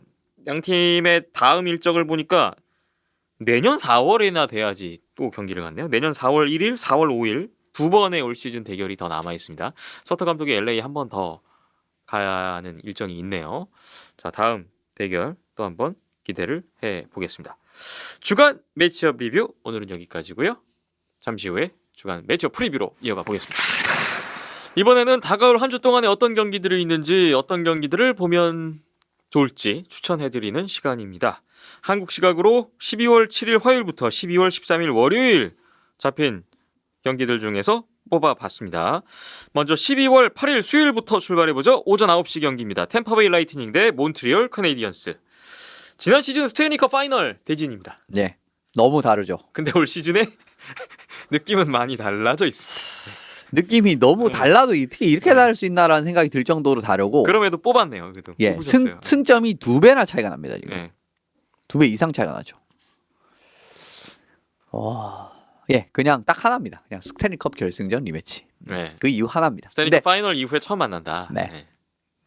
그 이유 하나뿐입니다. 예, 뭔가 더 다른 말씀을 드리고 싶은데 드릴 게 없어요. 모르죠. 애석하게도. 몬트리올이 이길 수도 있어요. 야, 물론 당연히 네. 이길 수는 있습니다. 네. 그런데 이 지금 너무 상반된 물론 이제 두 팀이 모두 뭔가 괜찮은 행보를 거리고 있다 이러면은 이제 여러 가지 이야기를 드릴 수가 있지 않습니까? 근데 그런 모습이 몬트리올한테 전혀 안 나오는 것 같아서 좀 답답하네요. 네. 그리고 이 경기 1시간 뒤에 오전 10시부터는 캐롤라이나 허리케인스 대 위니펙 제치의 경기가 있는데 이 두 팀은 올 시즌 현재까지 흐름이 좀 비슷한 것 같아요. 예. 네. 초반에 쭉 달린 다음에 최근에 좀 기세가 떨어진. 요즘에 좀 부진에 빠져 있는 팀. 네. 좀 그런 공통점이라고 말씀을 드릴 수가 있을 것 같고, 예, 두 팀의 사실 전력 자체는 굉장히 좋다라고 저는 생각을 합니다. 뭐 공격진의 깊이라든지 그 다음에 수비진도 전반적으로 깊이 같은 부분이 올해 위니펙도 좋고 캐롤라이나는 예전부터 좋았고 그런 네. 부분이 이제 완성이 돼 있고, 물론 지금 이제 변수라고 하면은 헬러벅이랑 그 안데르센이랑 비교를 했을 때는 아무래도 이제 헬러벅이 조금 더 이제 우위에 설 수 있는 부분이 있지만 최근에 어떻게 보면 헬러벅도 그렇게 경기력이 좋지 않았고 안데르센도 마찬가지로 그 10월의 그 모습은 지금은 좀 없어졌죠. 네. 좀 그런 부분이 있기 때문에 좀 지금 유사한 상황에서의 강력한 두 팀의 맞대결 이 부분을 한번 지켜보시면 좋을 것 같네요. 네.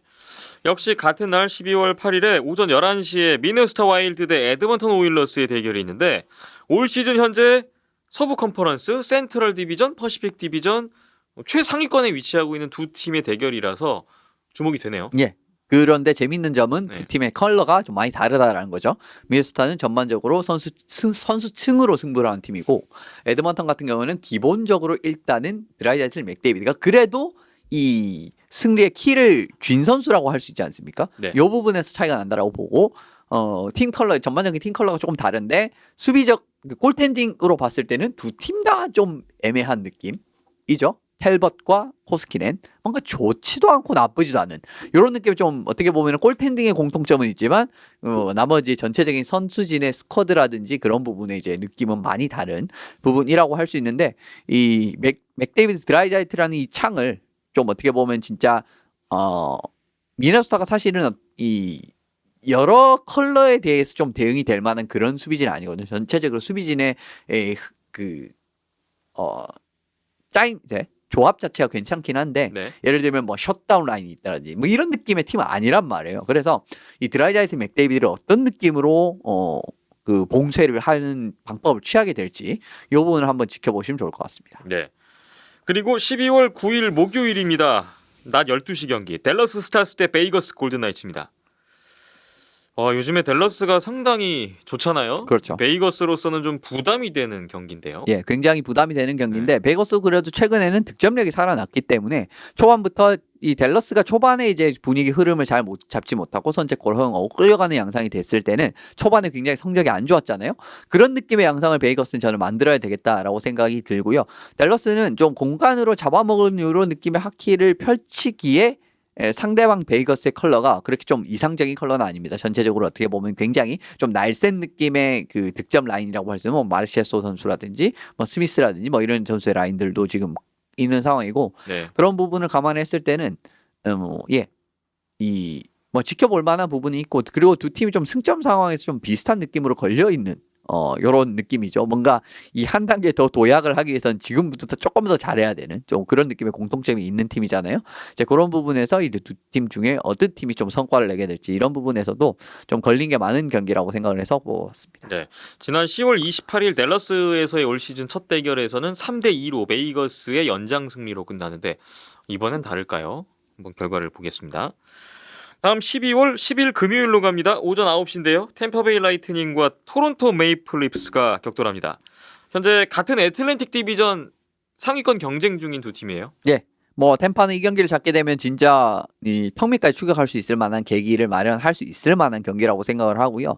최상위권 도약의 계기가 되느냐 아니면 최상위권 수성할 수 있느냐 이런 부분에서도 이 경기는 어떻게 보면 좀 걸린 게 많은 경기라고 할 수 있어요. 네. 지난 경기 같은 경우에는 이 토론토에서 열렸죠. 토론토 홈 경기장 이번에도 마찬가지긴 하지만 11월 5일에 한번 붙었어요. 네. 이거 1대0으로 이기고 있다가 헤드만 실수로 따라잡히고 연장패 이런 느낌에서 이제 템파가 이런 악몽을 반복을 하지 않을지 아니면은 토론토가 지금 올라온 분위기 그대로 보여주면서 템파를 상대로도까지 이 지난번에 우리가 이긴 거는 니네가 못해서가 아니라 우리가 잘해서 이긴 거야 라는 부분을 증명을 할지 이런 부분도 어떻게 보면 이야기가 있기 때문에 한번 지켜보시면 좋을 것 같습니다. 템파베이와 토론토의 대결 기대가 됩니다. 그리고 같은 날 오전 11시에 캐롤라이나 허리케인스와 캘거리 플레임스의 경기입니다. 이 경기를 추천하시는 이유는 뭘까요? 예, 뭐 두 팀이 예전부터 좀 트레이드를 많이 하면서 전 소속 팀 선수들이 좀 있어요. 네. 이제 예를 들면 린드홀름 선수 같은 경우에도 그렇고 헤너핀 선수 전에 캐롤라이나 소속이었죠. 이런 부분에서 어떻게 보면 두 팀이 좀 트레이드 같은 부분에서의 그러한 부분에서의 이야기.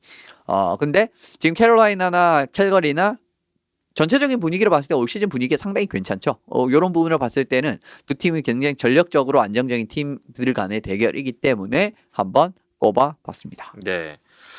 다음 12월 11일 토요일입니다. 주말 경기니까 또 관심도가 있을 것 같은데 오전 9시 피츠버그 펭귄스와 워싱턴 캐피털스의 경기입니다. 이 두 팀의 또 각각의 슈퍼스타들의 만남 많은 주목을 끌 것 같습니다. 예, 크로즈비 대 오베치킨이죠. 뭐 이거 뭐 진짜 질릴 만큼들은 이제 요 매치업이 올해 또 뭐 올해도 당연히 이제 성사가 되죠. 같은 디비전이기 때문에 계속 뭐 만나게 될 예정이고 지금 근데 분위기는 많이 다르죠.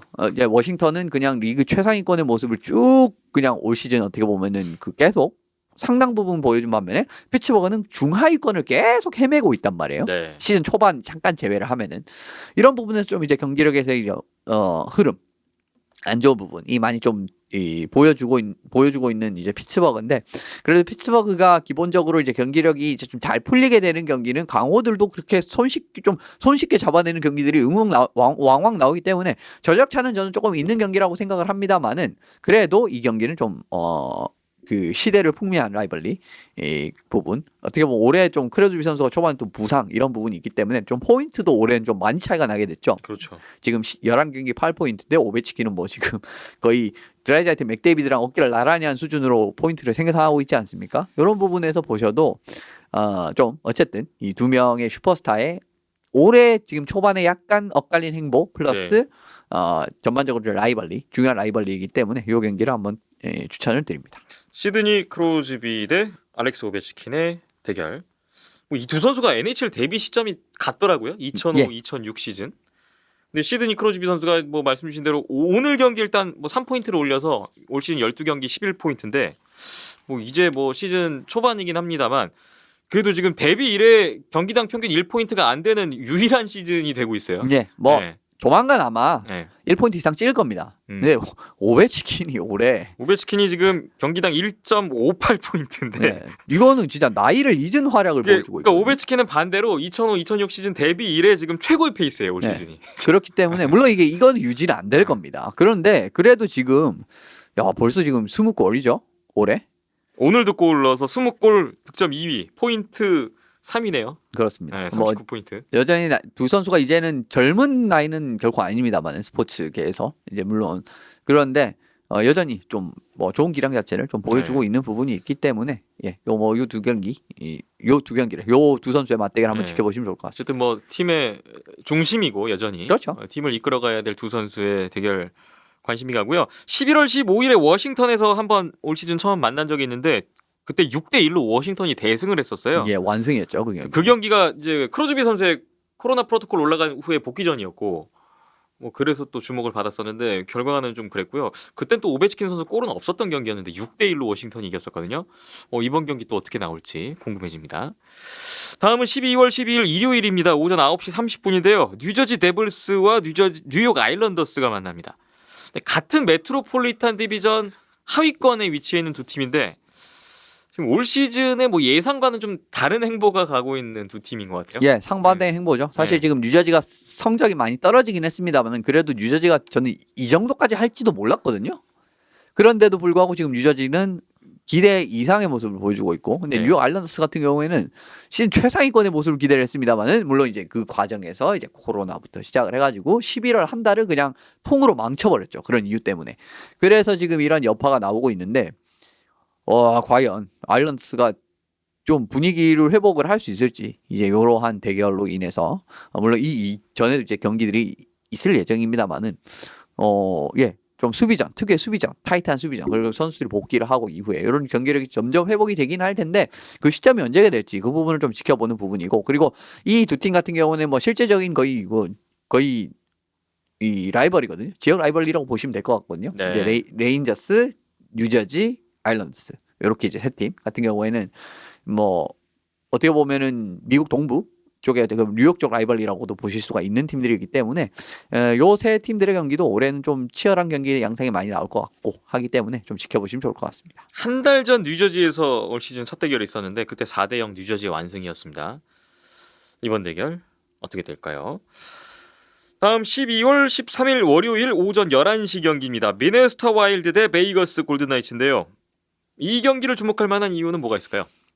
두 팀이 작년에도 이제 붙었을 때 이제 중요한 재밌는 경기가 많이 나왔었고 4승 4패 그런 느낌으로 이제 두 팀이 좀 전력의 차이는 나는 것 같았는데 미네소타가 굉장히 잘하는 느낌이었거든요. 그런데 올해는 미네소타가 더 전력이 좋은데 베이거스가 좀 의외로 만드는 이런 느낌이 된 것 같아요. 작년에는 베이거스가 전력적으로 조금 더 위에 있었는데 미네소타가 전력적으로 좀 부족한데도 뭔가 재밌는 승부를 많이 만들어냈었다면 올해는 미네소타가 저 위에 있고 베이거스는 밑에 있으면서 뭔가 좀 이 균형을 맞추려고 하는 좀 그런 양상이라고 보거든요. 그래서 이 경기는 이제 좀 현재 그런 상황을 보시면 될 것 같고 기본적으로 이 두 팀 경기는 항상 재밌는 경기가 많이 나왔기 때문에 그렇기 때문에 추천을 드립니다. 네, 11월 12일에 베이거스에서 올 시즌 1차전 가졌는데 3대2 베이거스가 이긴 바 있습니다. 다시 한번 이제 베이거스에서 경기가 치러지는군요. 이 경기 결과도 주목을 해봐야 될 것 같습니다. 하키 시그널 오늘 12회 준비한 내용은 여기까지입니다. 계속해서 여러분의 댓글 참여 항상 기다리고 있고요. 원더 스포츠 채널과 더불어서 이현수 기자님의 뉴트로전 튜브도 많은 동원을 부탁드리겠습니다. 오늘 저희는 이만 물러가겠습니다. 지금까지 이현수 기자, 저는 김태범이었습니다. 함께해 주신 여러분 고맙습니다.